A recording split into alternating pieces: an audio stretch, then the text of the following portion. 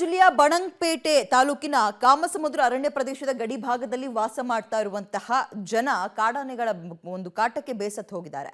ಕಾಡಾನೆಗಳ ದಾಳಿಯಿಂದ ಹಲವು ಬೆಳೆಗಳು ನಾಶವಾಗ್ತಾ ಇದೆ.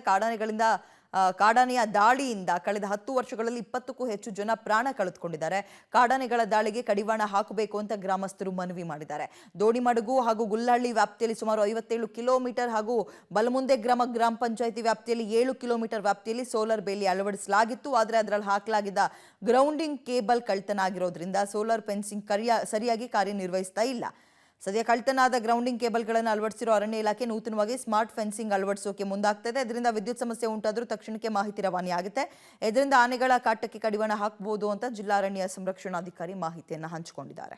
ಡಿಪಾರ್ಟ್ಮೆಂಟ್ ಅವರು ಇಷ್ಟುವರೆಗೆ ನಾವು 157 ಕಿಲೋಮೀಟರ್ ಹ್ಯಾಂಗಿಂಗ್ ಸೋಲಾರ್ ಫೆನ್ಸ್ ಹಾಕಿದ್ವಿ. ಬಟ್ ಇದರಲ್ಲಿ ಕೆಲವು ತೊಂದರೆಗಳಿತ್ತು. ಮುಂಚೆ ಕೆಲವು ಎರ್ತಿಂಗ್ ವೈರು ಕದ್ಕೊಂಡು ಹೋಗೋದು, ಬ್ಯಾಟ್ರಿಗಳು ಕದ್ಕೊಂಡು ಹೋಗೋದು ಇವೆಲ್ಲ ಇದ್ದಾವೆ.